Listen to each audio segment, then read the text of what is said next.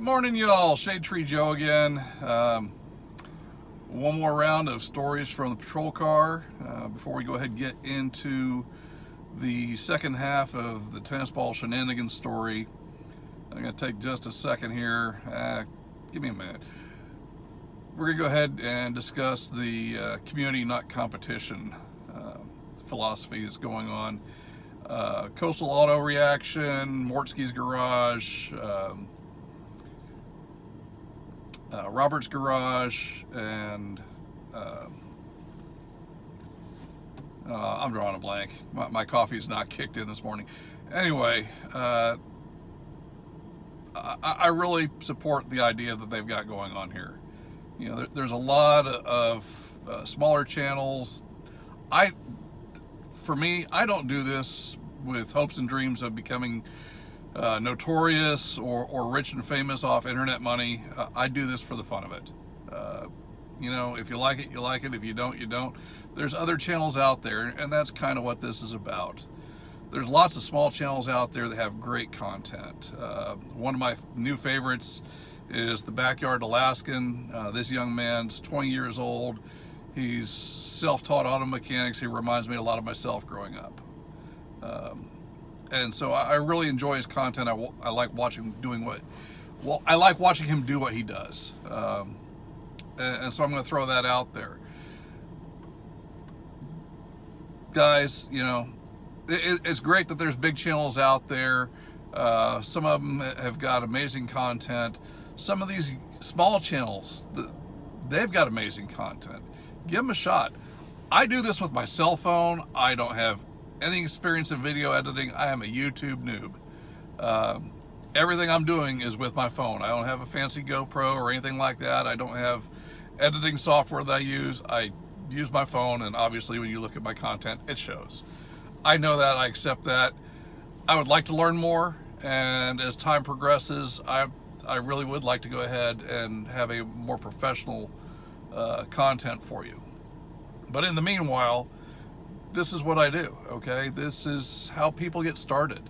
Not everybody has access to camera equipment and editing software and the opportunity to go ahead and use those tools to go ahead and produce a product for you, okay? YouTube is free. It doesn't cost you anything.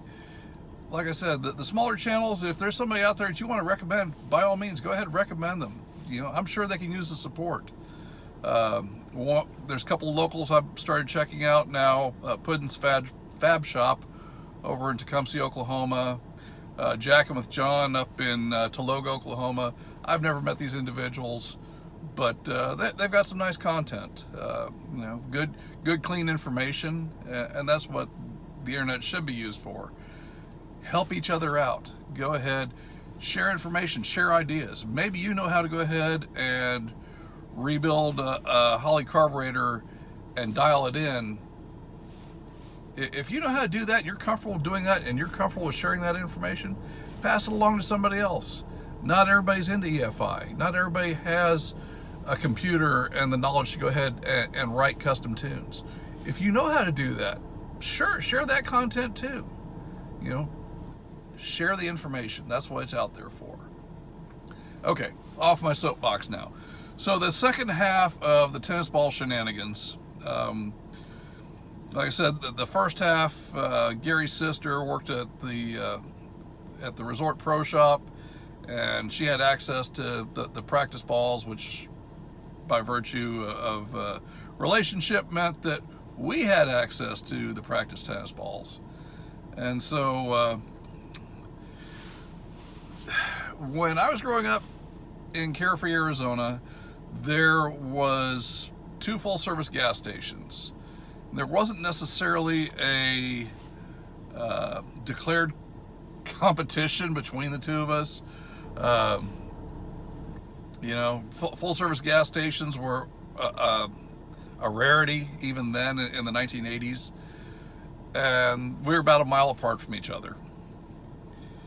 The Shell station, where I did not work, was right on the corner of the 2 main streets that ran through town.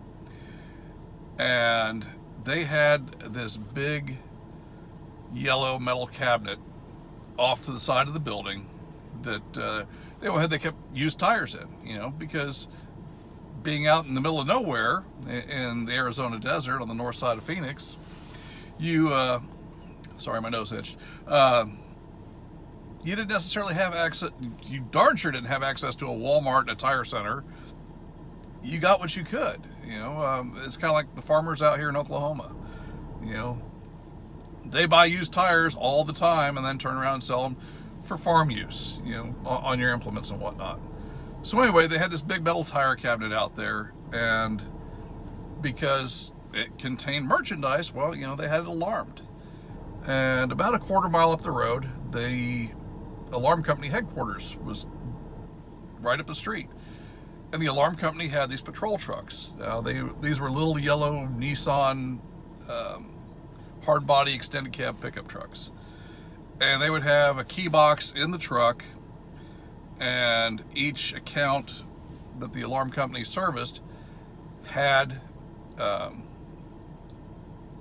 number assigned to the key that's in that box. There's a checklist. And so if you went ahead and you had an alarm to respond to, you'd go out, you'd check the facility, make sure it hadn't been broken into, reset the alarm. You'd use your keys depending on how the alarm was set up. Some was a barrel key, some of it you actually had to make entry into the business and then reset the alarm. Well, somewhere around this time frame, a friend of mine was working for a plumbing company he wasn't even really a plumber's apprentice yet. I mean, he was a gopher. And so he had access to plumbing parts, and he ended up with this length of ABS or PVC pipe. I can't remember which, but anyway, so he ends up with this pipe, and we go ahead and, well, actually, I won't say we, I did not, but I had passed along some information about calcium carbide mixing with water, making acetylene gas, and so they made a tennis ball cannon with this length of pipe, and they're running around in Kevin's pickup truck, and I was nearby with a motorcycle, but that's another part of it. Anyway, so they make this tennis ball cannon, and one night we're bored, and it's small town Saturday night, so we fire up the tennis ball cannon and we start blasting the door on the used tire cabinet at the Shell station, and you hit the door and it sets the alarm off. And I mean, it's this loud ring, ring, ring, ring. And eventually the patrol truck from the alarm company comes down and they reset the alarm. And we're watching from across the street or out of sight. And they get the alarm reset and drive off. And as soon as they go ahead and get out of sight, wha-bam! Another tennis ball. Ring, ring, ring, ring. And we kept this crap up for a good hour. It was stupid stuff, but this was stuff that we did back then. And, small town stuff. Nowadays, good gosh, that's a firearm. Oh my God, ATF starts getting involved because, they had an explosive device. It was launching projectiles. Oh my God. Small town 1980s, nobody cared. I mean, shoot, my buddy damn near blew up the neighborhood. He's trying to go ahead and dig a post hole for a fence post in caliche clay. He says, hey, you know what? This stuff is hard. It's like concrete. He's got a 6-foot steel pry bar hammering into this clay, trying to break it up and getting nowhere. So he says, hey, you know what? I work for a plumbing company. I've got a reloading kit. I'll just go ahead and build a small little bomb, and I'll knock it down the hole. I'll put some off-road tires on it to contain it. It'll blast that stuff loose, and I'll get my fence post dug. Dad'll be happy. Okay. And so he's got this thing in the ground, and being a careful, prudent individual, he goes ahead and runs an extension cord across the yard to his pickup truck where he's got the jumper cables, and he's going to go ahead and ignite this thing with this 50-foot extension cord and jumper cables. And yeah, so the off-road tires go 3 foot up in the air, And it's raining rocks down on us, and it's like, oh my gosh, it was a whole lot bigger than we expected. Yeah. So he's out there clearing out the crater that he's just manufactured, and as he digs down deeper and deeper into his new fence post hole, there's a piece of orange plastic running horizontal through the bottom of the hole. Yeah. Yep. It was, anyway, it's the gas line for the neighborhood. How we did not blow ourselves up, I don't know. Grace of God, okay? God loves fools and children. So, anyway, like I said, check out Jackin' with John. Check out Puddin's Fab Shop. Check out the Backyard Alaskan. I love this kid. I mean, Austin reminds me so much of doing the things either I did or wanted to do as a young man. Like I said, he's self-taught. Just like me, I went ahead. We didn't have internet. This is the pre-internet days. I had good reading comprehension skills. I had good teachers in school, and so I was fortunate. I could go ahead and pick up a Hot Rod magazine and start looking through, reading the articles on how to build this, how to build that. I didn't know what the hell a rod journal was,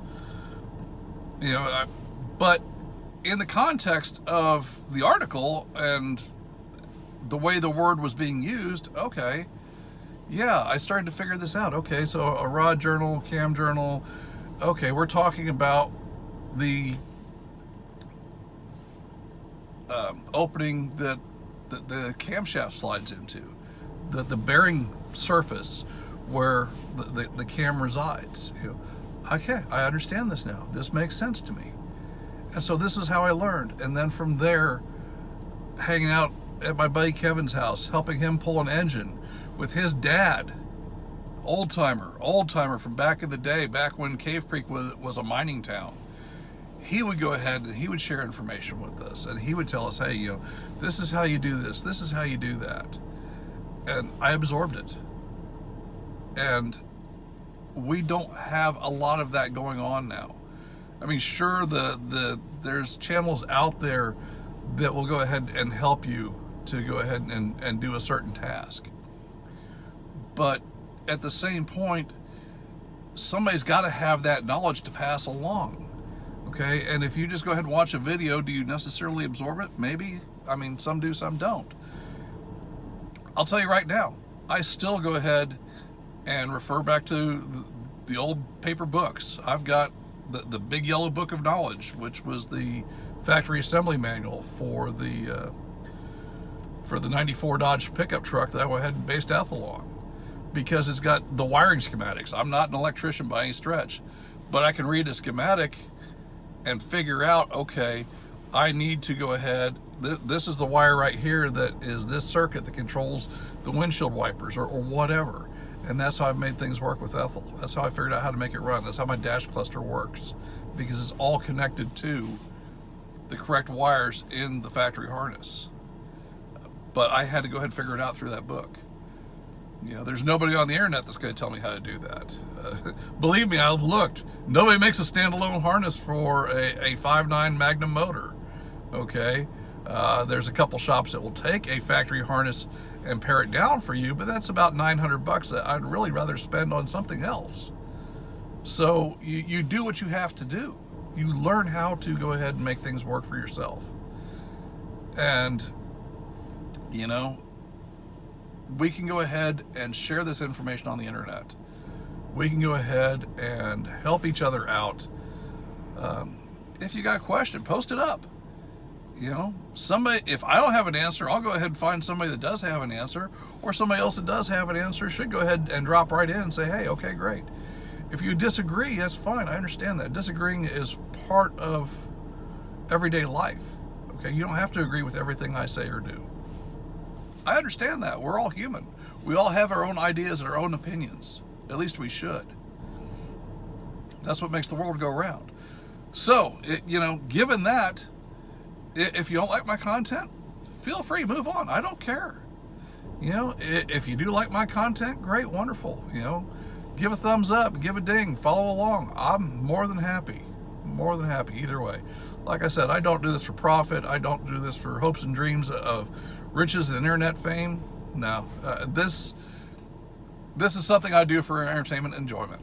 Okay, I like telling these stories. I like sharing these stories. Being a Marine, I've got stories. It happens. Growing up in Cave Creek and Carefree, Arizona, back in the '80s, I have stories. Great times, great times. Just stuff that you would never be able to get away with now. Okay, I guarantee if somebody had gone ahead and set off an explosion like what happened when the post hole was being dug, there would be federal entities. It would be alphabet soup with people knocking on doors and asking questions. In this particular circumstance, none of that happened. Sheriff's office didn't even show up. Nobody got called. Okay, this was just everyday life. Hell, we could have been playing with dynamite out there. So, stuff happens. Y'all, stay safe, stay warm, be good to each other. Okay? Y'all hang in there. This is Joe. We'll see you next time.